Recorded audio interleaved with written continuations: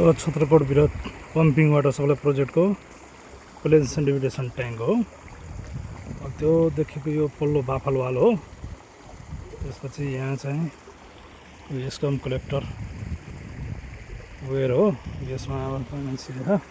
यतापट्टिको wall चाहिँ यसको चाहिँ अलि हाइट कम, एकतिरको इनलेटपट्टि आउटलेटपट्टिको हाइट चाहिँ बढी हुन्छ। यो डुब्नु भएन, यो नडुब्दै यो चाहिँ आउटलेट क्यानलमा पानी आउनु पऱ्यो। आउटलेट क्यानलबाट पानी चाहिँ गइरहेको, यता पम्पिङबाट आइरहेको, त्यसपछि यो आउटलेट क्यानलबाट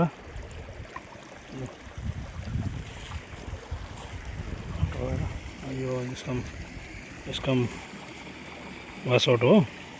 त्यो पुरै पिएसटीको वासआउट हो। हाम्रो यो एसएसएफ भयो। एसएसएफमा अलि पानी भर्दैछ। रेलिङ अलिअलि भाँचे ट्रान्सफर्मर पम्प हाउसहरू देखिएन यो भिडियोमा।